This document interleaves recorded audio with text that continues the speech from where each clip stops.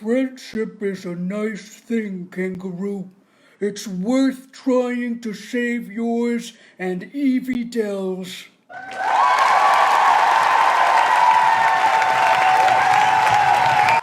Evie and the Wonderful Kangaroo. Evie Dell had a kangaroo for a pet. Her name was Cookie, and she and Evie liked each other very much.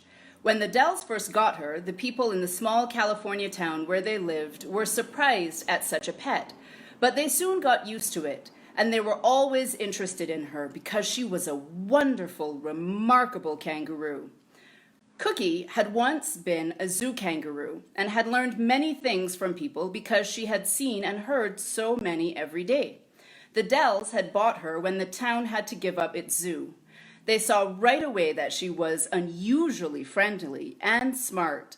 But just how smart and friendly Cookie was, they could not know. They found that out later. The Dells had built her a little house on the lawn beside their own house in Valleytown. There she lived very quietly at first. She quickly became a great pet to the whole family. She quickly became a great pet to the whole family, though, and especially to Evie, who was 7 years old.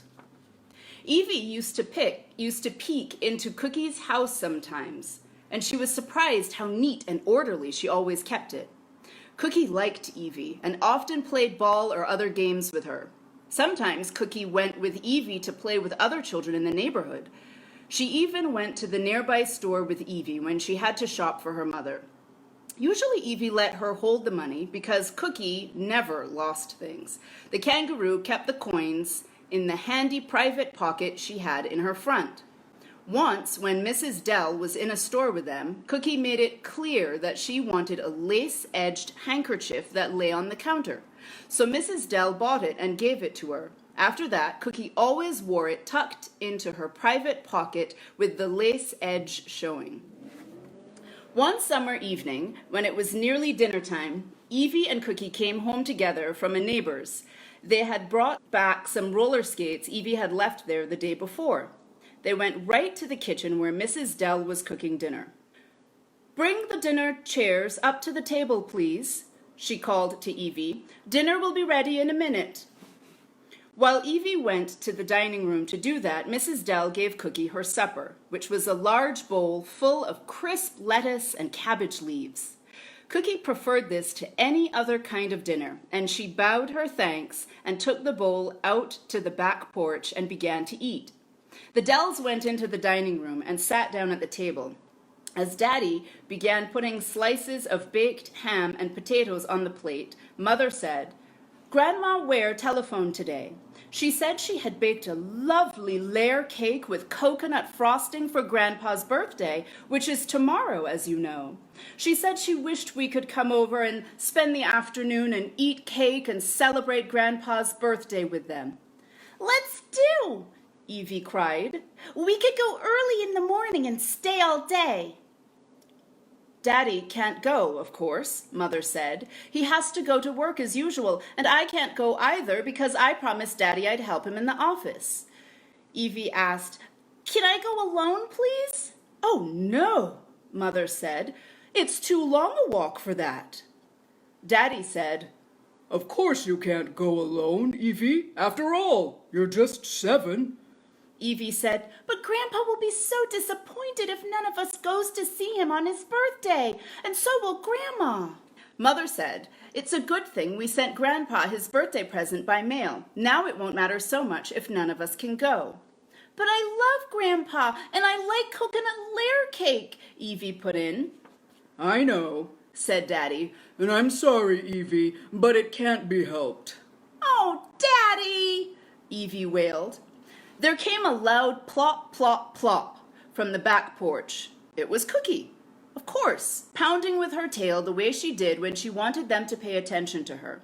They looked toward the back door, and there she stood, her eyes bright, pointing to herself with a dainty hand.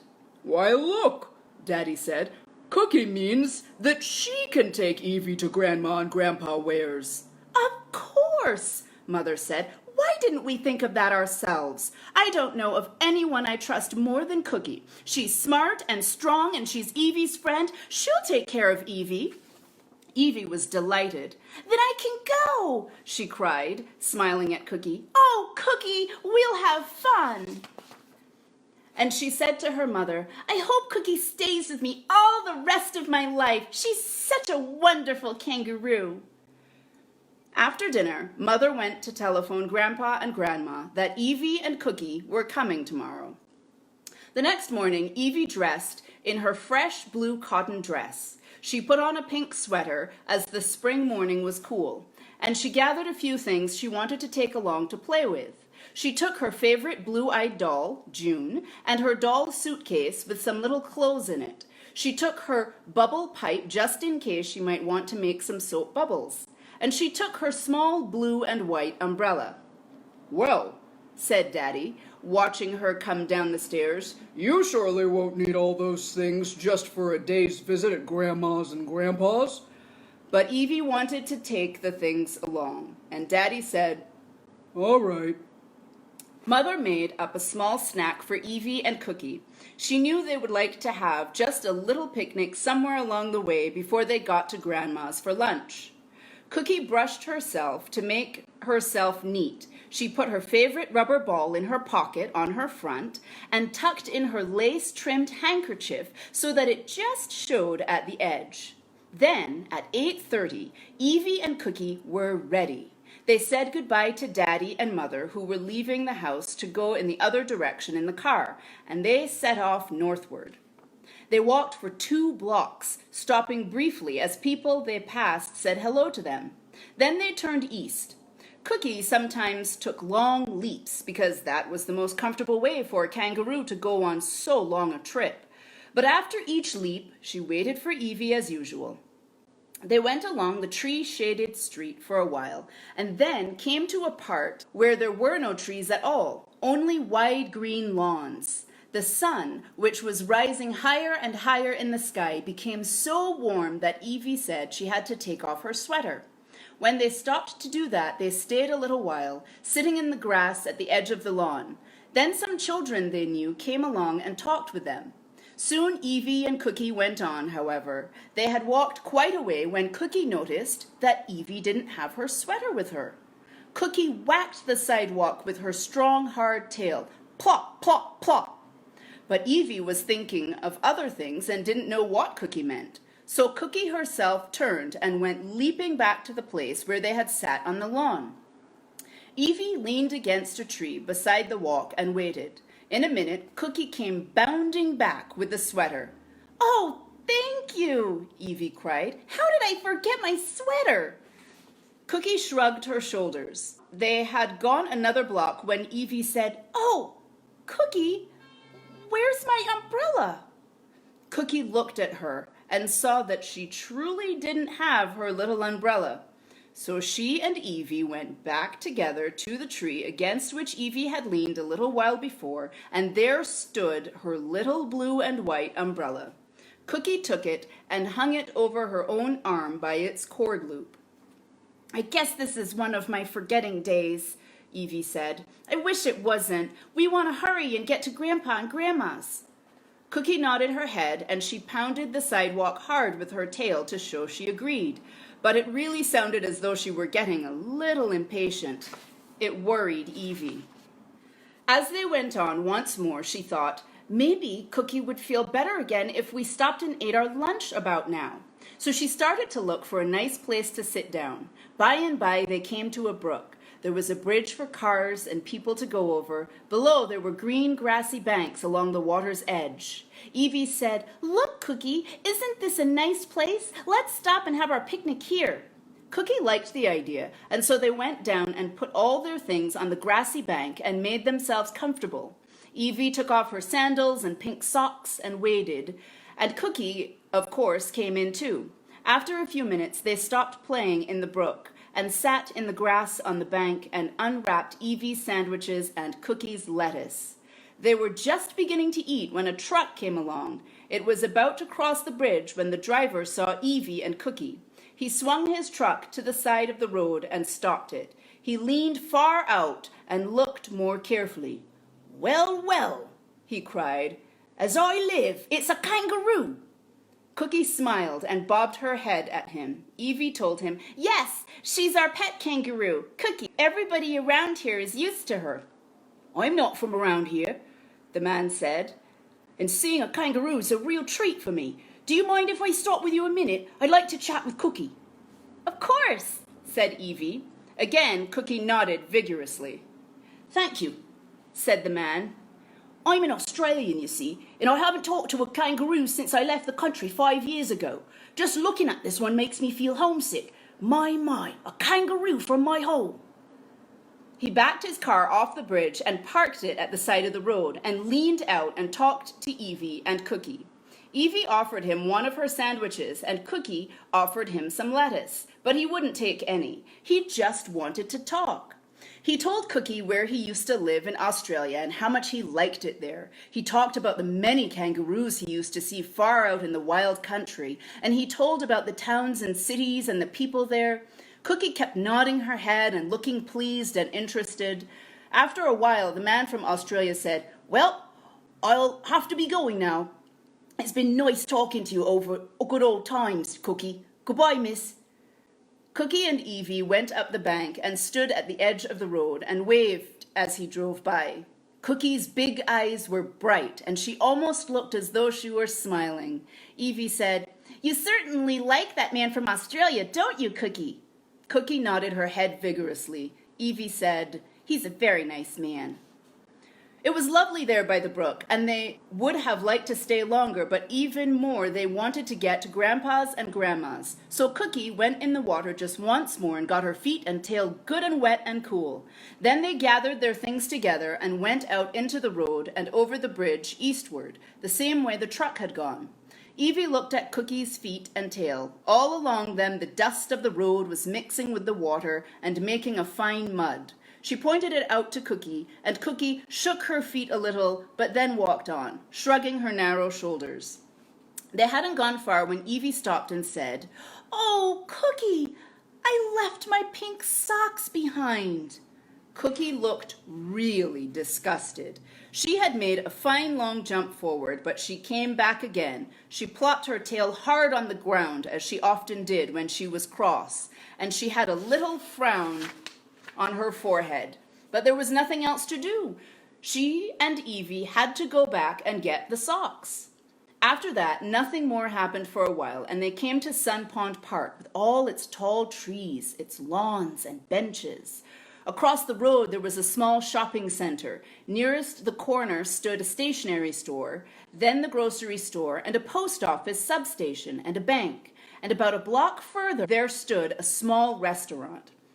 Cookie and Evie stood there looking at this interesting place for a minute. They had been there several times before, but it was just far enough from home to feel a little strange and freshly interesting. They saw a few people walking along. Some knew them and called out, "Hello." Some were strangers to them and stared at Cookie because she was a kangaroo. They were surprised to see her walking along with a little girl, but most of the people knew her quite well and weren't surprised. Evie saw some children about a block away, turning into the park. They were carrying some kind of interesting-looking toy, all yellow and red. She was eager to see what it was, so she told Cookie she was going to play with the children a minute. She asked Cookie if she didn't want to come along, but Cookie shook her head. She did go into the park a little way with Evie, but she was just looking for a place to sit down. She found one that suited her on a bench beside a drinking fountain. Here she made herself comfortable and motioned to Evie to put her things down on the grass. She would take care of them until Evie came back. Evie put everything down and said, "I won't be but a minute, Cookie," and skipped away. She joined the children far on the other side of the park, and she played with them and their red and yellow toy, which was a new kind of kite. She stayed for about a half an hour. Then she remembered Grandma and Grandpa and the birthday. So, saying goodbye to the children, she hurried back. She made a shortcut across the grass to get back to the road and aimed at the point beyond the little shopping center, which put her well ahead on the way to Grandma's house. She was going along this road singing to herself when she suddenly had an uncomfortable feeling. Had she forgotten something? She had! And this time it was Cookie. How could she forget Cookie, even for a minute? And where had she left her? Oh, yes, over by the other end of the park, by the bench and the drinking fountain. She ran back there as fast as she could. After a while, she came to the place where she had left Cookie. But Cookie wasn't there. At first, Evie thought maybe she had made a mistake about the place, but there was the bench, and just a few feet away from it, the drinking fountain. She looked in the grass behind the bench and saw a pair of her doll's socks laid out neatly side by side. So this was the right place after all, but certainly Cookie hadn't forgotten the doll's socks. Evie thought, Cookie never forgets my things like I do. She must have left those little doll socks as a sign to me to tell me she left on purpose. She must be very angry at me. Evie felt terribly sad, and she was worried too. Where could Cookie have gone? Evie went to the street. A woman was passing, and she asked, Have you seen a tame, very neat, very polite kangaroo around here? No, said the woman, certainly not. Then Evie asked a young man, and he answered, Yes, I saw one coming out of the park with an armful of stuff a while ago, and with a lace-edged handkerchief in her pocket. I was so surprised it made me laugh. I don't even know where she went. Evie thanked him and went on. She crossed the street and went into a stationery store. A big, heavy man with a rosy face leaned over the counter and asked her what she wanted. Please, mister, Evie asked, have you seen a kangaroo anywhere around here? Yes, I have. Indeed I have, said the man. She was in here about 20 minutes ago. She bought some heavy brown paper and some twine and a shopping bag. She did? Evie was puzzled. What did she do with them? Why, said the man, she had a lot of stuff with her. A doll suitcase, a little umbrella, a sweater, and I don't know what all. She wrapped them up in a brown paper and tied the package up with string. Made a very neat package, really. She tried to put the package in the pouch on her front, but it was too big. Wouldn't go in. So then she bought the shopping bag to carry the package in. Those were my things, Evie explained. I wonder if... The man went on. Then the kangaroo went off toward the post office. But I don't know how she was going to mail the package unless she got somebody who knew you to address it to you in some way. Evie was moving back toward the door while he explained the last of this. Now she said, that was a very strange thing for Cookie to do. If Cookie was trying to mail the things home to her, it must be because she wasn't coming back to be Evie's pet and friend anymore. That would be terrible. She must find Cookie as quickly as possible and get her to come back. Surely she would come when she saw how much Evie cared about her. Goodbye, she said to the stationery store man and darted out the door. Just a few steps farther on, Evie came to a grocery store. She turned in there and asked for Cookie, but the two men who were waiting on customers said that no kangaroo had come in that morning. Where could Cookie be? Next, Evie looked into the post office, but Cookie hadn't been there yet to mail her stuff home. Evie was relieved to hear that, but she must find Cookie.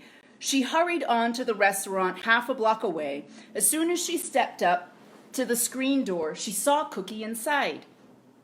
Cookie was sitting at the table with the man from Australia who had stopped his truck to talk to them by the brook. There was a white cloth on the table and a teapot and cups, and they were drinking tea and talking and looking very content. On the floor beside Cookie lay the brown shopping bag. There were two men at another table, and they were staring at the kangaroo, just exactly as if they had never seen one in a restaurant before, which was probably true. Evie opened the door and came in. Cookie, she cried, I'm so glad to find you. I've been looking everywhere for you. I thought I'd lost you. Cookie looked up and smiled and motioned her to come to the table. The Australian said, "Hello there." He got up and brought a chair over from another table for Evie. "Cookie and I were just talking about Australia," he said, "and if you'll excuse me, we'll go on with our conversation."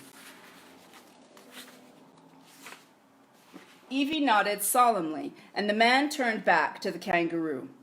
"I don't blame you, Cookie," he said. "I know how you feel." "How does she feel?" Evie asked anxiously.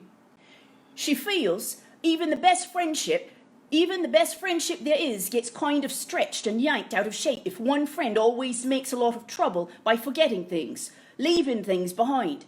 It's uncomfortable for Cookie, you see, and when you forgot Cookie herself, well..." He gave a wry grin. "Anyway, she came here looking for me a little while ago. She asked me if I knew of a way she could get back to Australia. And as I'm sailing on a ship that leaves San Francisco next Wednesday, I'm offering to take her along." Evie was horrified. "Cookie, you wouldn't go," she cried. Cookie looked sad, but she nodded her head. Evie turned to the Australian.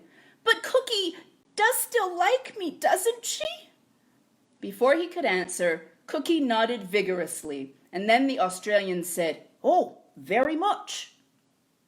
Evie leaned close to her kangaroo and said, "Please stay with me, Cookie." Cookie looked at her with a sweet smile on her face, but then she turned her eyes away and put her hands over her ears. She liked Evie so much that she was afraid she would go back to her if she listened to her, and she didn't want to spend all her life picking up things. It just wouldn't be any fun. Two of the men in the restaurant heard most of the conversation, and now they came over to join in. One of them said, "I sure hope you won't go off to the other side of the world and leave this little girl, kangaroo." The other said, Friendship is a nice thing, kangaroo. It's worth trying to save yours and Evie Dell's. The waitress came out of the kitchen, bringing a sandwich for the Australian. She asked, "Who tracked all that mud in here?"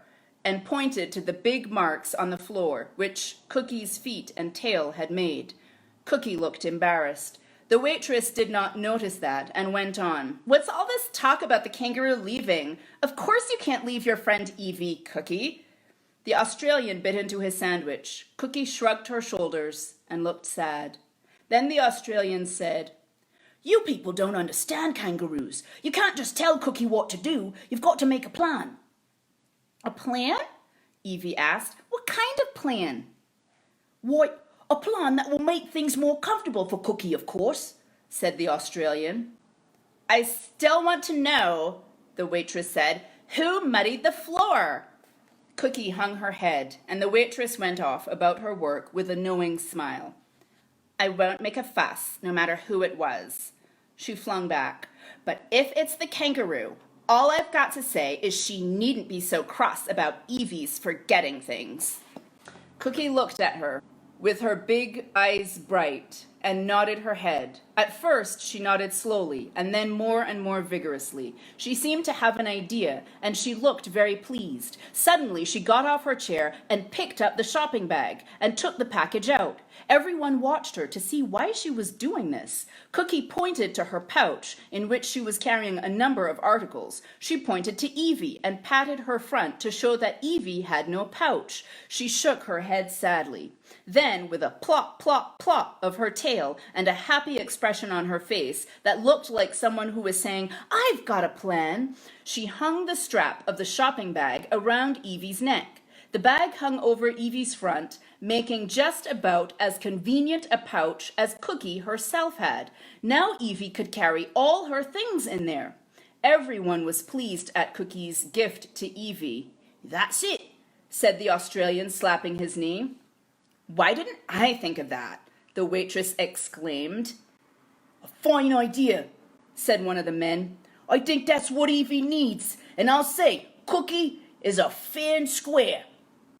The Australian had finished his sandwich and the last of his tea, and he pushed back his chair.